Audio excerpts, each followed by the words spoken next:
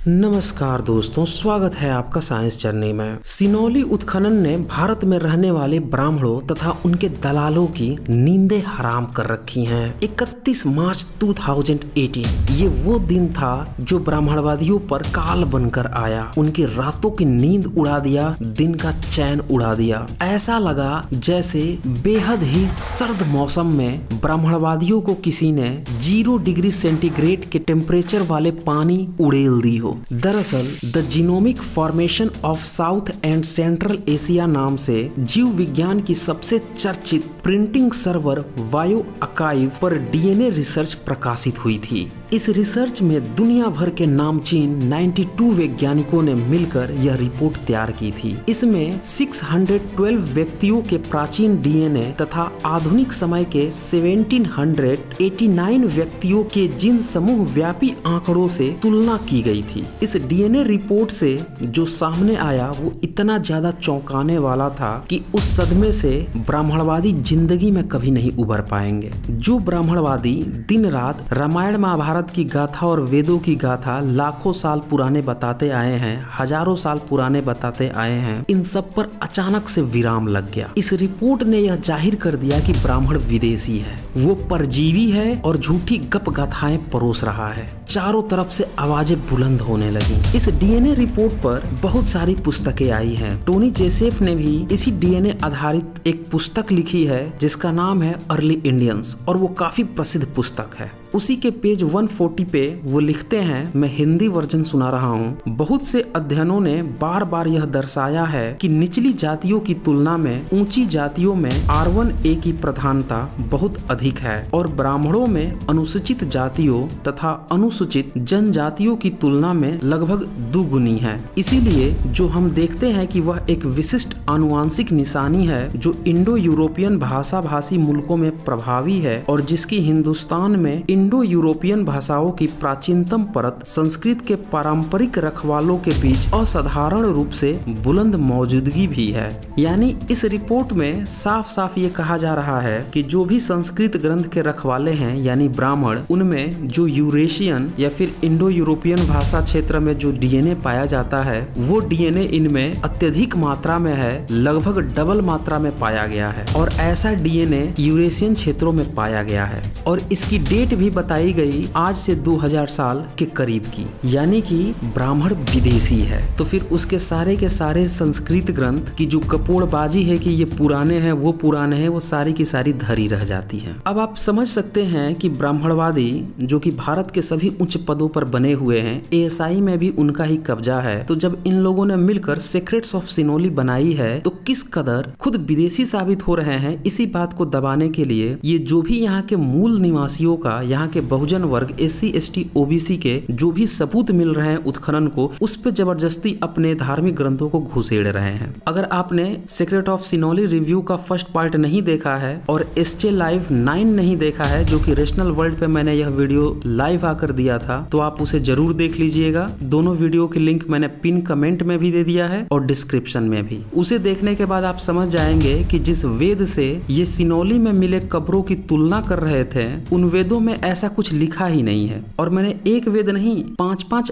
अलग अलग भाष्यकारों के वेद दिखाए हैं। दरअसल ब्राह्मणवादियों का इतिहास रहा है कि ये आज तक मक्खी भी नहीं मार पाए हैं। सोमनाथ मंदिर में जब लुटेरे आए तो अपनी गर्दन कटवा लिए, लेकिन लड़ाई नहीं की। सारे भारत के मंदिर मूर्ति लूटते रहे, पिटते रहे और ये बैठ के दिन रात देवी देवता की थाल बजाते रहे। जिंदगी भर चढ़ावे के पैसे से, हरामखोरी के पैसे से पेट पालते रहे और आज जब कब्र में से रथ निकल रहा है तो बता रहे हैं कि इनके बाप दादे बनाए। सीधी सी बात है, इनका किसी भी तरह की तकनीक इन्वेंशन से कुछ भी लेना देना नहीं है। इनका अब तक का यही पेशा रहा है, जहां जहां इनको खैरात मिल जाए फ्री में, उसी को खा पी कर मुंह से शब्द गपोड़ कर जीवन पालन करना। अब आइए हम देखते हैं कि रथ पर इतना इनने बवाला क्यों कर रखा है। दरअसल जिस ऋग्वेद से ये तुलना कर रहे हैं उसका लिखित प्रमाण 500 साल से भी ज्यादा पुराना नहीं है। ऐसे में उससे तुलना करना बेहद ही घटियापन, मूर्खता मूर्खतापूर्ण और हरामीपन को दर्शाता है। लेकिन ये करे तो करे क्या, इनकी तो ऐसे ही फटेली है कि कैसे भी ये साबित कर दें कि नहीं ये यही भारत के ही है। अब अगर इसको ही प्रमाण मान लिया जाए कि ऋग्वेद में रथ का और घोड़े का जिक्र है, इसीलिए उत्खनन में अगर रथ मिल गया तो वो ऋग्वेद का हो गया और ब्राह्मणों का हो गया, तो इसी स्टेटमेंट को आप इस तरह से देख लीजिए कि 1990 के दौर में स्टीफन स्पीलबर्ग ने डायनासोर पर कई सारी सीरीज लाई थी मूवीज के रूप में। तो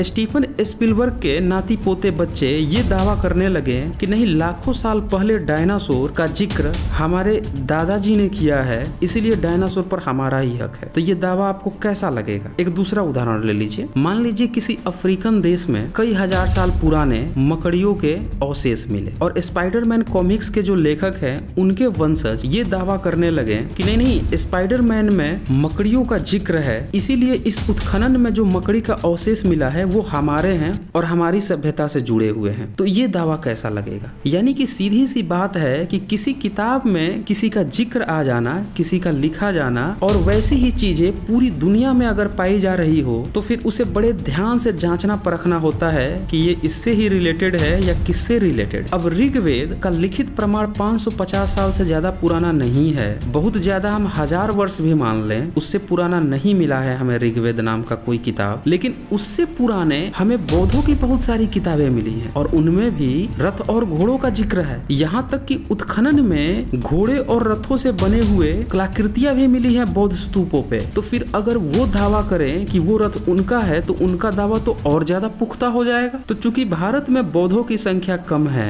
एएसआई में बौद्धों की संख्या नहीं है, तो ब्राह्मणवादी वहाँ पे जबरदस्ती हाथ साफ कर रहे हैं। ये बात आपको नोटिस करनी होगी और ध्यान देना होगा। असल घालमेल यही है। यानी सीधी सी बात है कि कब्र में रथ मिलने का जिक्र किसी भी ऋग्वेद की किताब में नहीं है, किसी भी वेद के किताब में नहीं है और न किसी ब्राह्मण ग्रंथ में है। इसीलिए जो भी तुलना कर रहा है वो बेहद ही बेहूदगी का परिचय दे रहा है। अब आते हैं दूसरे पॉइंट पर कि क्या आज से 4000 वर्ष पूर्व घोड़े पाए गए हैं? क्या कहते हैं इस पर सिनौली में जो एएसआई के एक्सपर्ट्स हैं वो? मेरा मानना ये है कि 99 points of the Harappan civilization match with the Rigvedic civilization. But again, the expression is of horse. Why the horse? मैंने मजाक में एक सज्जन से कहा था, मैंने कहा यार साला घोड़ा नहीं है, आप ये खच्चर है। तो मैंने कहा जब घोड़ा साला है ही नहीं कहीं के ऊपर, हर एक आदमी वेस्टर्न स्कॉलर कहता है कि घोड़ा था नहीं। दरअसल सबने इधर उधर की बातें की है, सबूत किसी ने नहीं दिया, देते भी कहां से? कोई खच्चर की बात कर रहा है। जब हमारे पास हिमालय में पोनी हॉर्स था, उसको बोलते हैं छोटा हॉर्स होता था पोनी, यहाँ पे अवेलेबल था, तो हम जो है सेंट्रल एशिया से हॉर्स लेकर क्यों आएंगे? But in my opinion, there definitely we have struck upon the evidence of horse from India. Intellectual acrobatics है, नूरा कुश्ती है कि नहीं जी घोड़ा उस तारीख से हिंदुस्तान में उन व्यक्तियों के साथ आया, ऐसा नहीं होता। कोई हिमाचल में खच्चर मिलने की बात कर रहा है, कोई हवाबाजी गा रहा है, लेकिन सबूत कोई नहीं दे रहा। बीबी लाल ने नाम लिया कि गुजरात के सुरकोतादा में घोड़े की अस्थियां मिली हैं। This horse has been a debated item. There is evidence of horse at Surkota.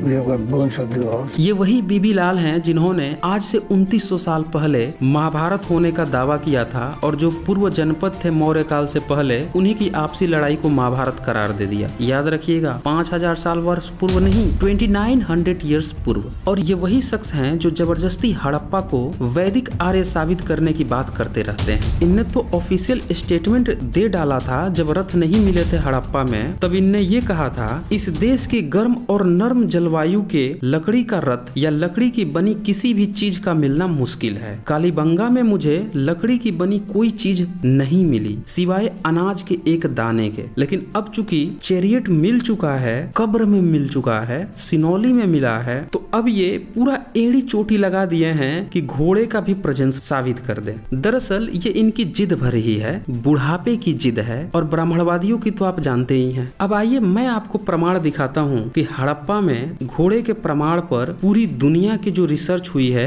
उनने क्या बातें कही हैं। पहला प्रमाण, हड़प्पा में बहुत से प्रतीक चिन्ह मिले, मुहरें मिली हैं, चित्रलिपि मिली है और बहुत से जीव जंतुओं के चित्र बने हुए हैं, लेकिन कहीं भी किसी घोड़े की आकृति नहीं मिली है। अब अगर वो वैदिक काल था या वैदिकों से जुड़ा हुआ था तो ये तथाकथित वैदिक जिनमें घोड़े और रथों का अत्यधिक जिक्र है तो घोड़ा तो जरूर मिलना चाहिए था किसी न किसी सील मुहर पर, लेकिन मिला ही नहीं। कहां से मिलेगा? वो वैदिक फैदिक काल होगा तब तो मिलेगा।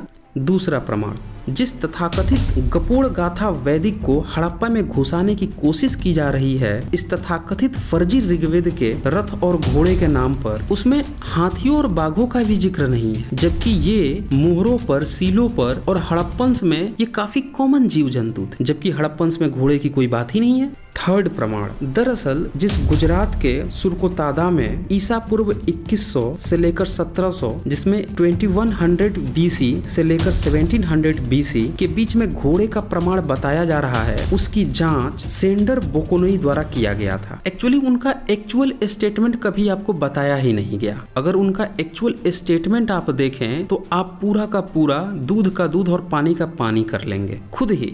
मैं आपको दिखा देता हूँ हिंदी वर्जन में। उनका स्टेटमेंट था, वास्तविक घोड़े की मौजूदगी ऊपरी तथा निचले जबड़े और दांतों के इनेमल पैटर्न से और सामने के दांतों तथा खुरों की हड्डियों के आकार और रूप से प्रमाणित थी। चूंकि उत्तर प्लाइस्टीन युग यानी ईसा पूर्व 9700 के बाद में हिंदुस्तान में कोई जंगली घोड़े नहीं हुआ करते थे, इसीलिए सुरकोतादा के घोड़े की पालतू प्रकृति संदेह से परे है। इससे दो बातें बिल्कुल क्लियर हो जाती हैं। पहली बात कि प्लाइस्टीन यानी कि जो जंगली घोड़े थे वो भारत में 3500 साल पहले तक कभी पाए ही नहीं गए, और दूसरी बात कि जो 3500 साल पहले घोड़े की बात आ रही है, उसके अस्थि कंकाल की बात आ रही है, वो पालतू होना चाहिए। अब इस स्टेटमेंट का अगर आप निष्कर्ष निकालें तो इससे ये पता चलता है कि 3500 साल पहले जो घोड़े की अस्थि मिली है वो कहीं से आयात की गई होगी, क्योंकि जब जंगली घोड़े थे ही नहीं तो पालतू किसको अचानक से बना लिया, कहां से टपक पड़े घोड़े। और वैसे भी हड़प्पा में पशुओं का आयात निर्यात कॉमन बात थी। आप टोनी जोसेफ की ही अर्ली इंडियंस पढ़ें, पेज 87 पर वो लिखते हैं कि मेसोपोटामिया के कई दस्तावेज तथा सिलेंडर आकार का मुहर मिला है, जिसमें सिंधु सभ्यता को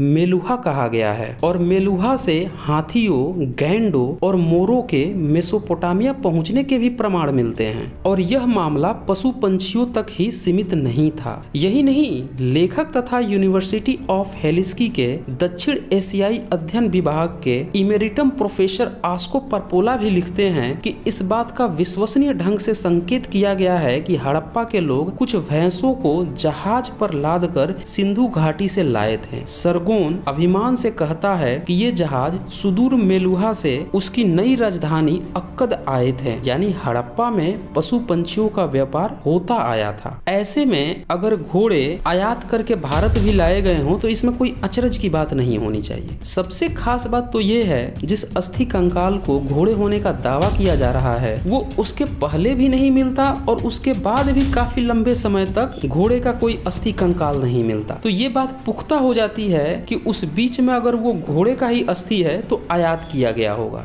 ये तो थी तब बात जबकि उस अस्थि कंकाल को घोड़े का कंकाल मान लिया जाए। लेकिन आपको यह जानकर भी हैरानी होगी कि बहुत से पुरातत्वविदों ने इसको चुनौती भी दी है। रिचर्ड मोडो जैसे उतने ही सम्मानित पुरातत्वविदों द्वारा बोकोनोई के इस सत्यापन को चुनौती भी दी गई, और बहुत सारे पुरातत्वविदों ने इस बात की चुनौती दी। किसी ने उस अस्थि को खच्चर का बताया तो किसी ने गधे की अस्थि माना, यानी कि जो घोड़े का प्रेजेंस हड़प्पा में दिखाने की कोशिश बीबीलाल कर रहे थे वो पूरी तरह से अंतर्राष्ट्रीय तौर पर प्रमाणिक नहीं है। एक पल के लिए मान भी ले कि वो घोड़े की ही अस्थि होगी तो भी हड़प्पन कल्चर को देखते हुए ऐसा प्रतीत होता है कि वो आयात की गई होगी। यही कारण था कि सीक्रेट ऑफ सिनोली में भी जो पुरातत्वविद थे किसी ने भी घोड़े का कोई पुख्ता प्रमाण नहीं दिया, खुद से ही ढोल बजाते रहे। अब हड़प्पा में जो रथ पाए गए या सिनोली में जो रथ पाए गए वो घोड़े से खींचते थे या किसी अन्य जानवर से, इसके बारे में बहुत सारे पुरातत्वविदों ने सबूतों के साथ अपनी बात रखी है। इसी में से एक हैं डॉक्टर इरावथम महादेवन। इन्होंने अंतर्राष्ट्रीय विद्वानों को भी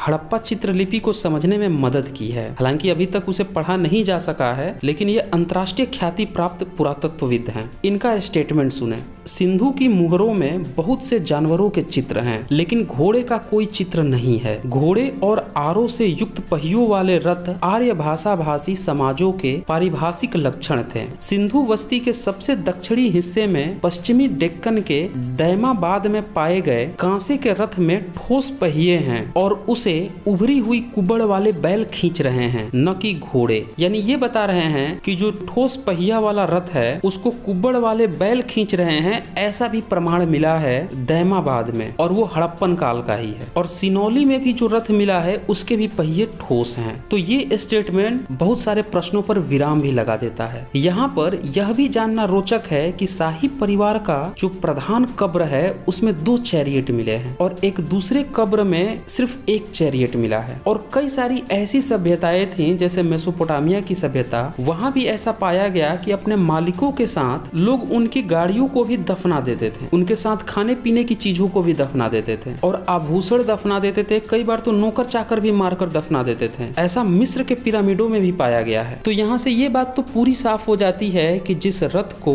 और घोड़े को यह दिखाने की कोशिश हो रही है, ऐसे शब्द ब्राह्मण ग्रंथों में आए हैं, इसीलिए ये सिनौली उत्खनन ब्राह्मणों का है, वैदिकों का है, तो ये पूरी तरह से गलत होता है। तो यहाँ पे इनकी पूरी पोल खुल जाती है, ये पूरी तरह से नंगे हो जाते हैं। दरअसल ये लोग नंगे लोग ही हैं। जब से डीएनए रिपोर्ट आई है तब से इनके रातों की नींद उड़ी हुई है, दिन का चैन उड़ा हुआ है। ये दिन रात प्रोपेगेंडा कर रहे हैं, किसी तरह से अपनी लूटी पिटी इज्जत को बचा लें, ये दिखा दे कि ये भी भारत के ही रहने वाले हैं। क्योंकि कब भारतीय जाग जाएंगे, कब यहाँ का Bahujan Samaj SC ST OBC जाग जाएगा और इनको सही जगह दिखा देगा। और चूंकि ये विदेशी हैं, इसका सबसे बड़ा सबूत ही यही है कि इन्होंने अपने को हमेशा उच्च बनाए रखा, सर्वश्रेष्ठ बनाए रखा और ईश्वर की फर्जी कपूर गाथा गाई। तो अब ये सवाल बच जाता है कि जब रथ और घोड़े भी इनके नहीं हैं, न दफनाने की प्रथा इनकी है, तो फिर ये सिनौली के लोग थे कौन और किस सभ्यता के थे? इन पर जो प्रतीक चिन्ह मिल रहा है धम्मचक्र जैसा, और जो बौद्ध स्मारकों में त्रिरत्न जैसी आकृति मिलती है, वैसी आकृतियां यहाँ मिल रही हैं, तो फिर ये कौन सी सभ्यता के लोग थे? इसको मैं नेक्स्ट पार्ट में कवर करूंगा और वो आखिरी पार्ट होगा, और उससे आपको सिनौली उत्खनन पूरा का पूरा